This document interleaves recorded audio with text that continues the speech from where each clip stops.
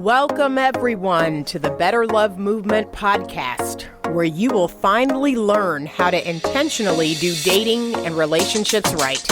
My name is Anita Stoudemire, and I'm a licensed professional therapist and your personal love mentor. I've worked with thousands of singles and couples, giving them the skills needed to attract and keep the amazing love they desire. It's my heart's work to help people to get the skills needed to not only become the very best versions of themselves, but to help them grow and evolve emotionally and relationally. You can absolutely have the romantic relationship of your dreams. Come and let me show you how.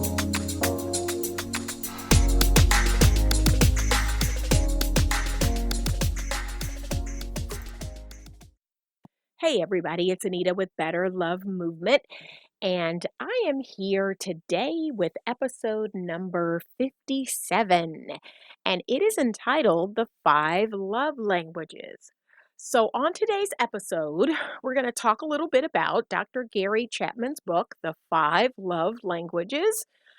Something that I love talking about. I talk about with all of my couples that I coach and that I counsel. It is one of 5 or 6 books that I use for my couples counseling. And what I really love about the 5 love languages is people are very aware of them. Most of the time when couples come in and I say the 5 love languages, they know exactly what I'm talking about. They have read it or they have taken a quiz to figure out what their love language is. So it is wildly popular. And what's really interesting about it as well is it's not just for romantic relationships, but it's really for any and every relationship that you have.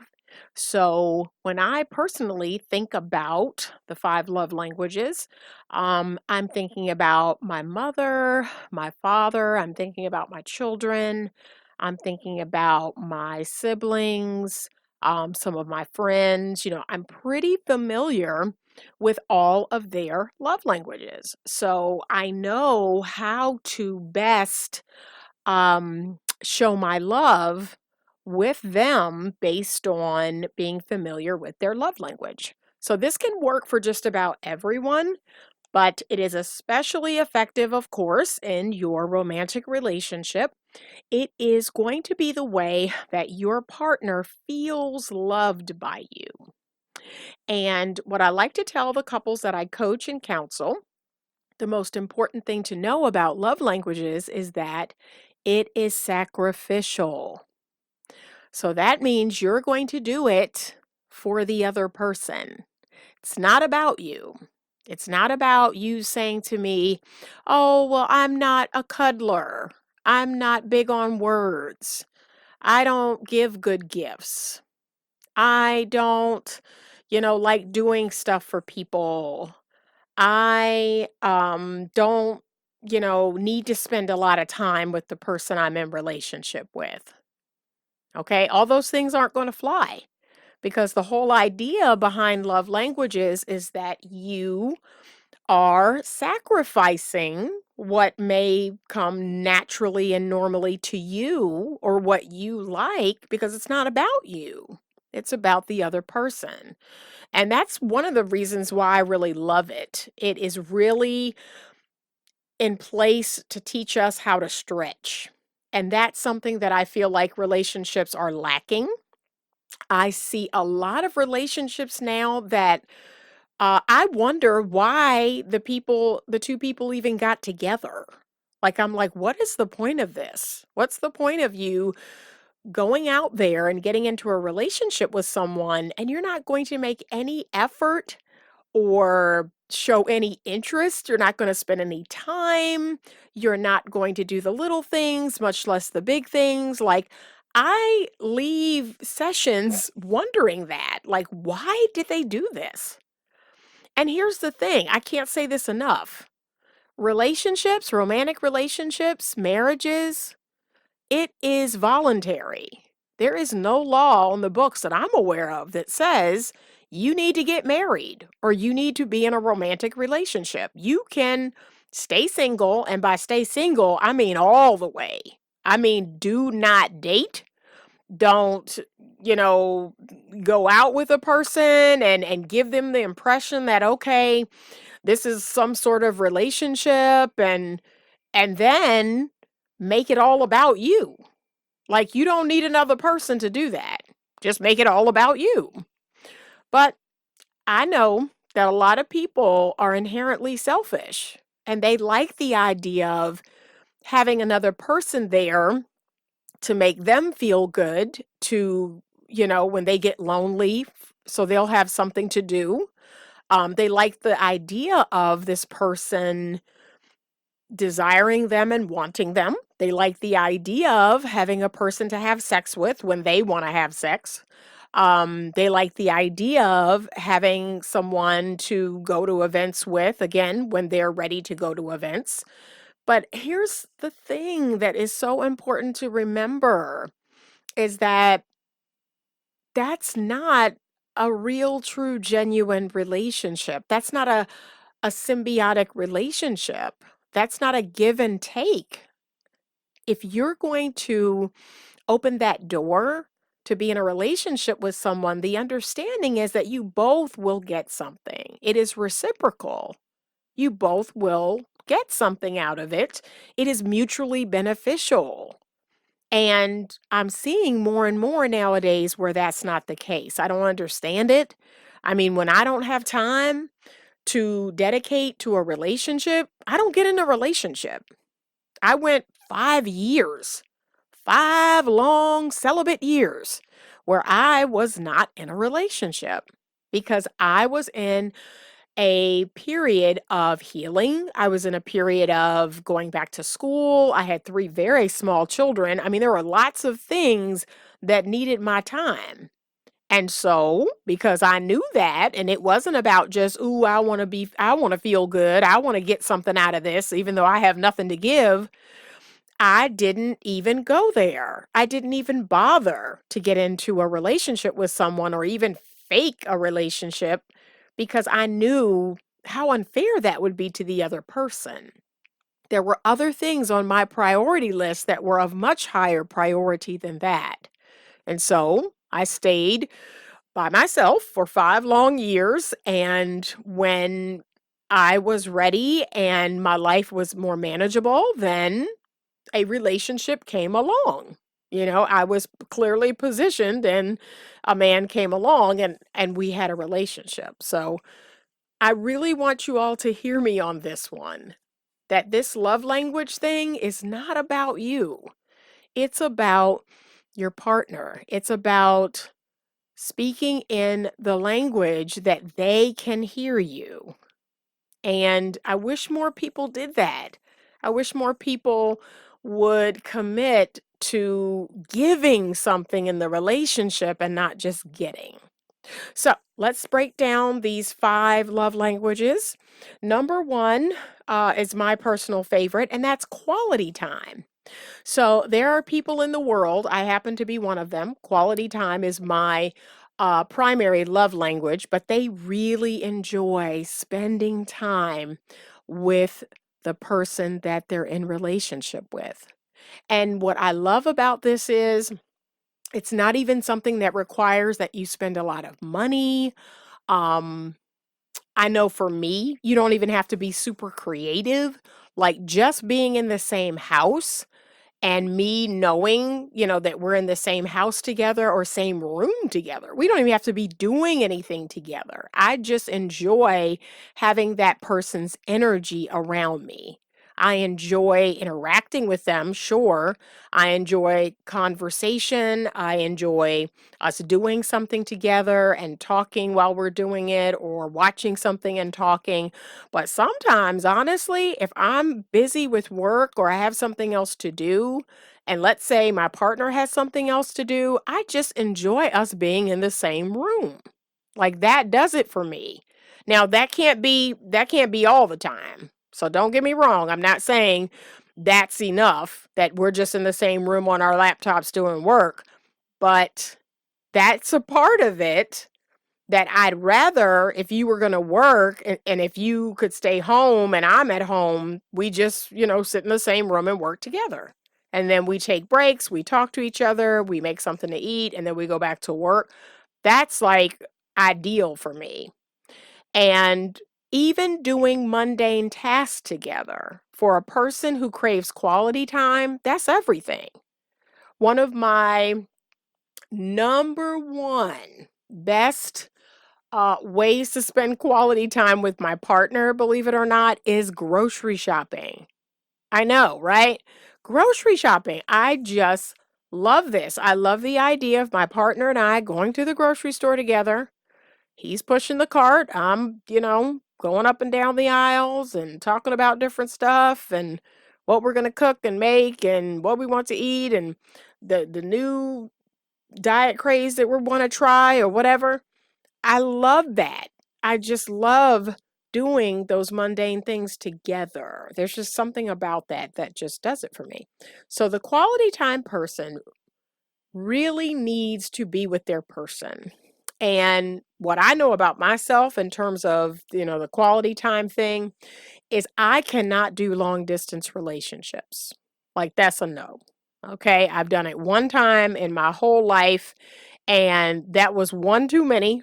That was one time to know that's not something a quality time person can do. Because again, this is about energy. It is about being with that person face to face. That's your preferred method of being together. And perhaps right behind that is FaceTime or talking on the phone. And lastly is texting. Like I'm not a texter. I don't want to get to know you over text. I don't want to do that.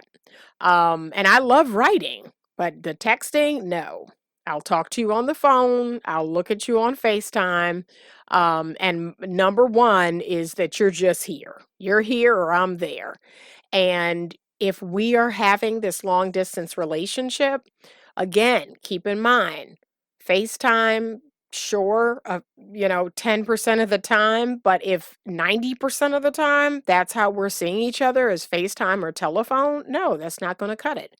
It's the energy of that person and being in the room, being in the house with that person that really does it.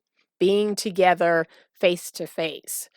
So the long distance thing is a no. I can't do that. I need to be with my person and see them on the regular and talk to them every day and all of that.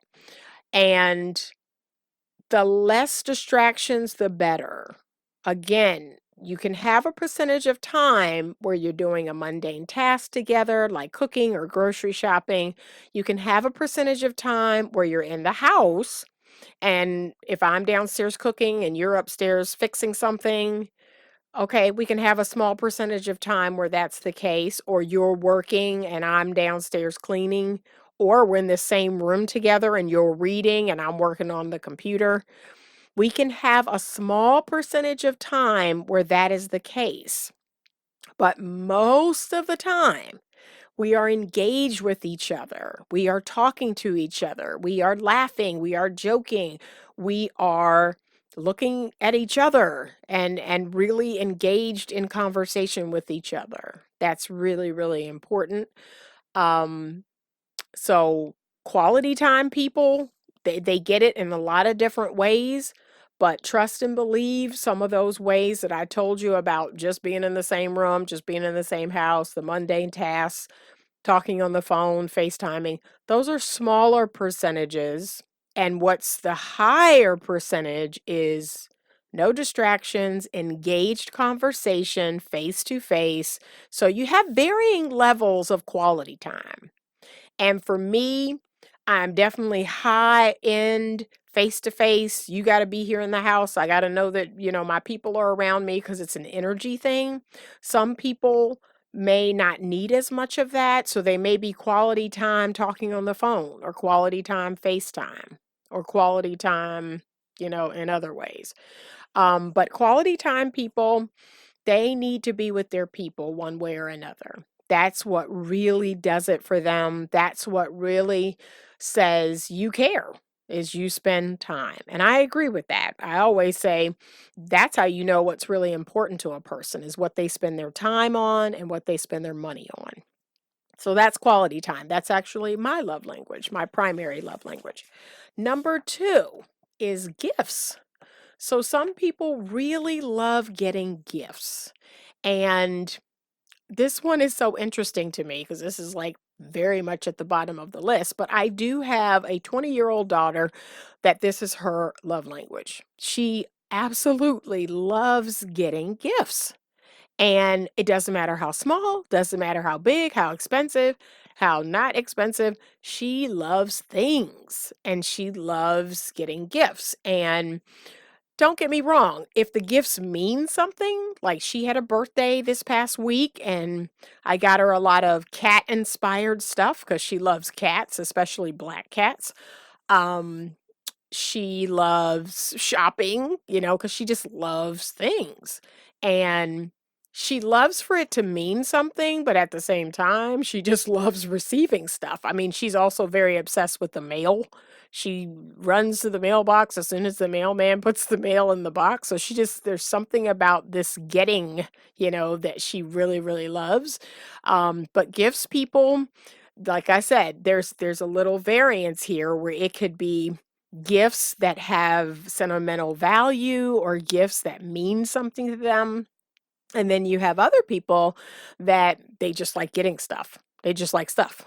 So that's kind of the lower on the totem pole for me. I'm not a big gifts person because I'm a minimalist by nature, but for gifts people, it's about finding out about them, finding out what does it for them, finding out what they really enjoy, what their hobbies and interests are, and then purchasing gifts, small or big, based on that. So they really, really enjoy receiving gifts. So number three, words of affirmation. This is another one that, sometimes it's nice, but, this isn't really my thing either. Like, I'm good on the words. I don't need the words.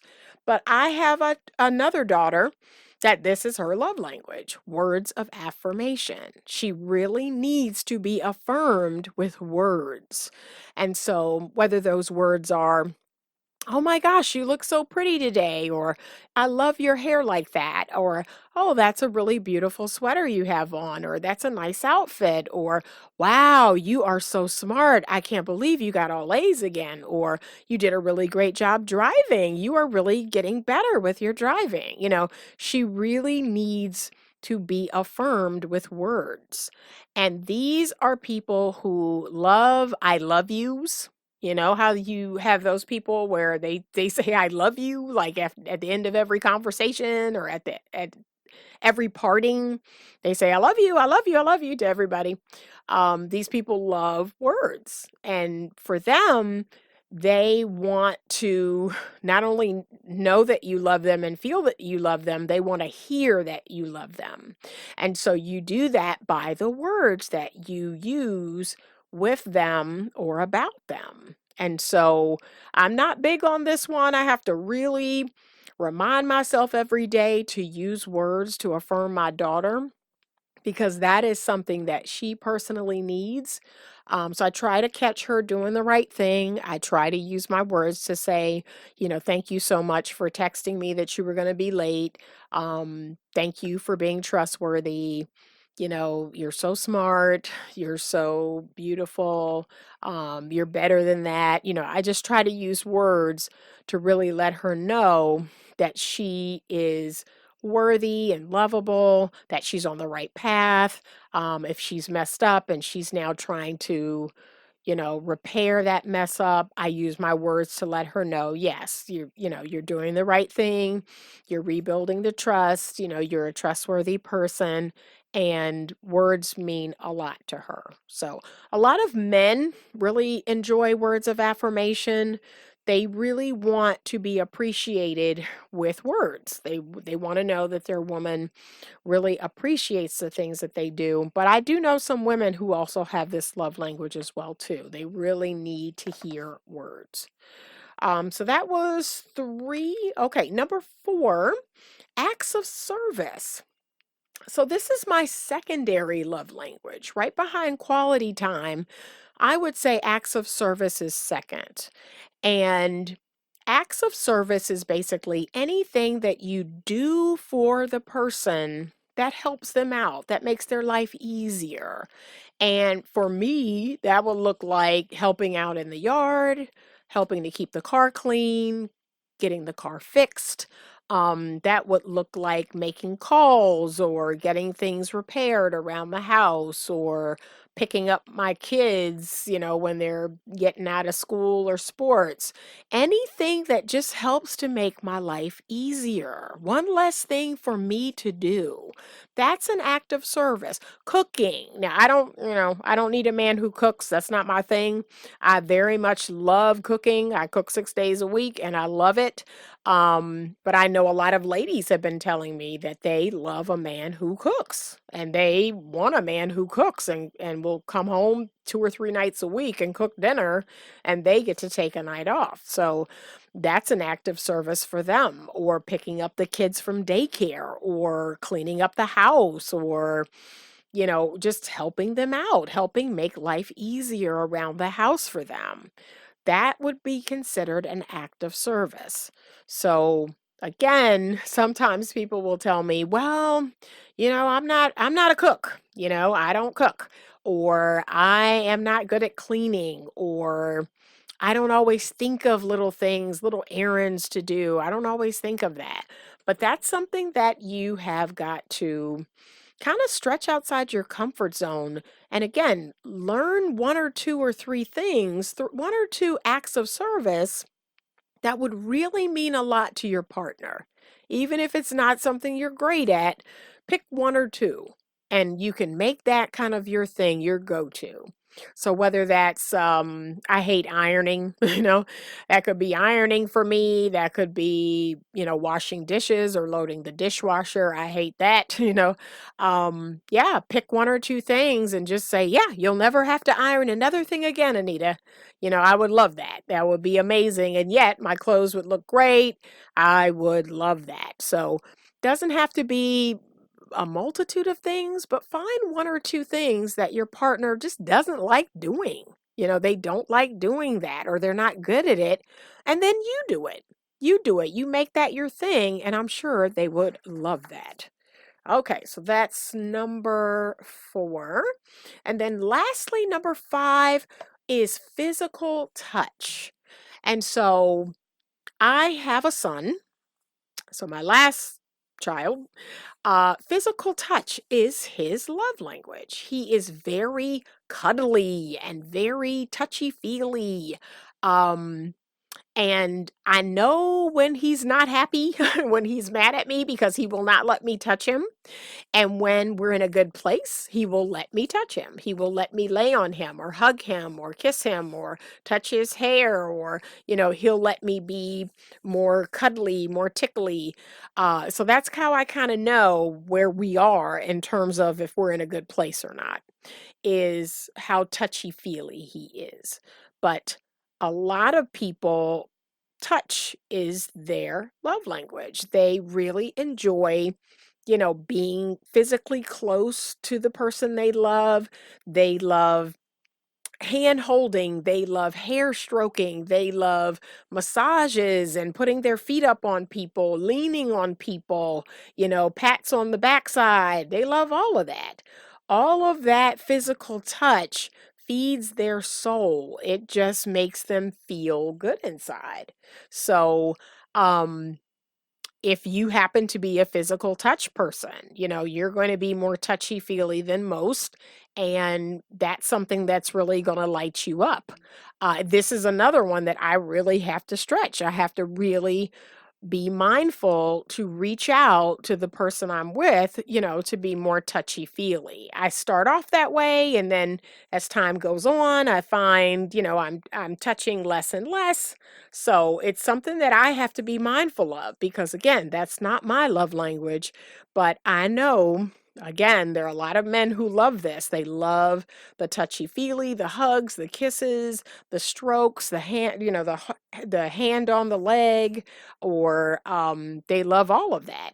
They want to feel wanted and desired by their woman. So And again, a lot of women like this too. A lot of women like to have their hair stroked, to have their face touched, or to have a man put his arm around her waist or touch the small of her back. But that's what's going to light up your partner, is that physical touch. So again, if that's not your love language, just make a point to really practice that. Make a point every day to find your partner, hug and kiss them, or cuddle them, or maybe in bed at night, you can say, okay, we can have 5 minutes of cuddling. If you're like me and you don't sleep well, all wrapped up with each other, just give 5 to 10 minutes of just, okay, come on over here. We're going to be all up on each other, cuddling and snuggling. But then 10 minutes, I need to be on my side of the bed getting good sleep. So that's one way that you can kind of compromise on the physical touch thing. So there you have it. The 5 love languages. Ladies, gentlemen, learn them. Learn what your partner's primary and secondary love language is, and then use them. Stretch outside of your comfort zone and make it a point to speak to your partner in their love language. You're going to get the best out of them when you do this. When you are regularly meeting your partner's love language, you're going to get the best out of them. Trust me, things are going to feel so much better between the two of you. But this is a really fun conversation to have. And if you want to go a step further, you can either write down like 2 or 3 ways your partner can meet your primary and secondary love language, or you can ask them to tell you what's 2 or 3 things that you would love for me to do under your love languages. And then keep that somewhere so that you can reference that. But that's a easy thing for you to do. So easy, but you do have to be mindful and you do have to be intentional. And we know how I feel about intentional. All good relationships are done on purpose. So I hope this was helpful. This is one of those subjects that I love talking about, and I do always talk about this with all of my couples because it's so pertinent and important. Because again, about that piece about, not being selfish, making sure that you are doing things sacrificially. That's what I love about love languages, is it's not about you, it's about that other person. So I hope this was helpful, and thank you so much for listening. And remember, stay open to love.